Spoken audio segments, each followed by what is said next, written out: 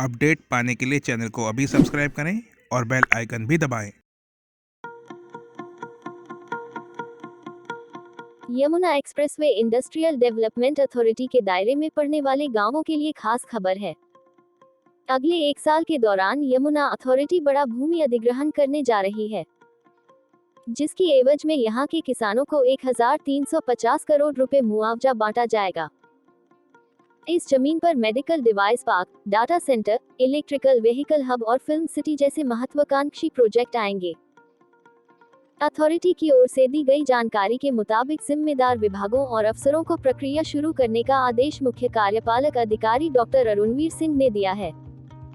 जमीन खरीद पर सबसे ज्यादा खर्च होगा, करीब 1800 हेक्टेयर जमीन खरीदी जाएगी। अथॉरिटी के एक जिम्मेदार अधिकारी ने बताया, 1 अप्रैल से शुरू होने वाले वित्तीय वर्ष में यमुना प्राधिकरण करीब 1800 हेक्टेयर जमीन का अधिग्रहण करेगा। इस साल जमीन की खरीद पर सबसे ज्यादा पैसा खर्च किया जाएगा, करीब 1350 करोड़ रुपए खर्च करने की योजना है। भूमि अधिग्रहण से जुड़ी तैयारियों को अंतिम रूप देने का काम चल रहा है। यमुना प्राधिकरण के सीईओ अरुणवीर सिंह ने बताया, आगामी वित्तीय वर्ष के लिए बजट से जुड़ी तैयारियां चल रही हैं। इस बार सबसे ज्यादा पैसा जमीन अधिग्रहण के लिए रखा जाएगा। उन्होंने आगे कहा, हम अगले 1 वर्ष के दौरान करीब 1700 से 1800 हेक्टेयर जमीन का अधिग्रहण करना चाहते हैं। बड़ी परियोजनाओं के लिए जमीन खरीदनी पड़ेगी। अथॉरिटी भविष्य के लिए लैंड बैंक बनाने का फैसला लिया है। भूमि अधिग्रहण पर 1350 करोड़ रुपए खर्च करने की योजना है। आगामी वित्तीय वर्ष के बजट में यह धनराशि शामिल की जाएगी। मेडिकल डिवाइस पार्क और फिल्म सिटी प्रोजेक्ट के लिए खरीदी जाएगी यह जमीन।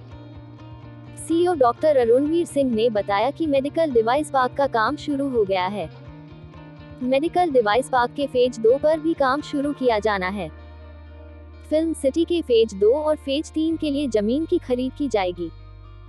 प्रस्तावित परियोजनाओं को मूर्त रूप देने के लिए जमीन की जरूरत है। इन दोनों परियोजनाओं को फाइलों से बाहर लाने की प्रक्रिया चल रही है। यमुना प्राधिकरण सेक्टर 10 में एविएशन क्लस्टर और 120 मीटर चौड़ी रोड बनाएगा। सेक्टर 22 में बाकी बची जमीन खरीदनी है। उद्योगों और संस्थागत श्रेणी के लिए जमीन चाहिए। Data centre, electrical vehicle hub, handicraft और प्लास्टिक एसोसिएशन को जमीन की जरूरत है। कई अन्य परियोजनाएं आ रही हैं। इन सब के लिए जमीन खरीदी जाएगी। यमुना प्राधिकरण जमीन खरीदने के लिए हर महीने का लक्ष्य तय करेगा। यमुना प्राधिकरण के अधिकारियों का कहना है कि जमीन खरीदने की व्यवस्था नए ढंग से बनाई गई है। अब हर महीने के लिए लैंड डिपार्टमेंट को जमीन खरीद का लक्ष्य मिलेगा, जिससे प्रस्तावित परियोजनाओं को तय समय पर जमीन उपलब्ध करवाई जा सके। नई परियोजनाओं के लिए लैंड बैंक तैयार हो जाए। अभी जमीन की उपलब्धता के मामले में यमुना अथॉरिटी का हाथ तंग है। कोई भी योजना लाने के बाद उसके लिए जरूरी जमीन का इंतजाम करना सिरदर्द बन जाता है। यमुना अथॉरिटी के पास पैसे की कमी नहीं, कोरोना काल में 169% आमदनी बढ़ाई। Yamuna expressway industrial development authority के पास अब पैसे की कोई कमी नहीं है। अंदाजा इस बात से लगाया जा सकता है कि कोरोना काल के दौरान पिछले 2 वर्षों में अथॉरिटी की आमदनी में रिकॉर्ड तोड़ इजाफा हुआ है। पिछले 3 वर्षों का वित्तीय लेखा जोखा बताता है कि चालू फाइनेंशियल ईयर में 169% ज्यादा आमदनी हुई है। यमुना अथॉरिटी के मुख्य कार्यपालक अधिकारी डॉक्टर अरुणवीर सिंह ने बताया, 1 अप्रैल 2021 से 15 दिसंबर 2021 तक प्राधिकरण को विभिन्न योजनाओं से 2120.97 करोड़ रुपए की आय हुई है। इस दौरान 1474.40 करोड़ रुपए व्यय किए गए हैं। पिछले वित्तीय वर्ष के मुकाबले प्राधिकरण की आमदनी में 169% इजाफा हुआ है। चालू वित्तीय वर्ष में प्राधिकरण को शुद्ध 455 करोड़ रुपए की आय 15 दिसंबर 2021 तक हो चुकी थी। अथॉरिटी ने 3 वर्षों में 9 अरब रुपए कमाए। एयरपोर्ट का भरपूर फायदा मिला। पिछले 3 वित्तीय वर्ष विश्वव्यापी कोविड-19 महामारी की चपेट में रहे हैं। खास बात यह है कि इसी दौरान Yamuna expressway industrial development authority ने अपने इतिहास की सबसे बड़ी आमदनी दर्ज की है। पिछले 3 वित्तीय वर्षों में यमुना अथॉरिटी ने करीब 9 अरब रुपए का शुद्ध लाभ कमाया है, जबकि प्राधिकरण को करीब 3,500 करोड़ रुपए का राजस्व मिला है। यमुना अथॉरिटी के मुख्य कार्यपालक अधिकारी डॉक्टर अरुणवीर सिंह ने बताया, हमें वित्तीय वर्ष 2018-19 में शुद्ध लाभ 149 करोड़ रुपए हुआ था। वित्त वर्ष 2019-20 में शुद्ध लाभ बढ़कर 289 करोड़ रुपए हो गया। पिछले वित्त वर्ष 2020-21 में शुद्ध लाभ 455 करोड़ रुपए हुआ है।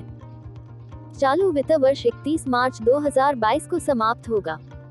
पिछले वर्षों के मुकाबले इस बार शुद्ध आय और ज्यादा बढ़ने की उम्मीद है।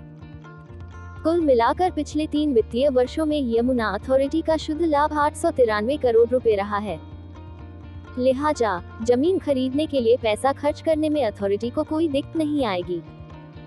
यमुना अथॉरिटी को नोएडा इंटरनेशनल एयरपोर्ट का फायदा मिला है। जेवर में पिछले साल 25 नवंबर को प्रधानमंत्री नरेंद्र मोदी और मुख्यमंत्री योगी आदित्यनाथ ने हवाई अड्डे का शिलान्यास किया है।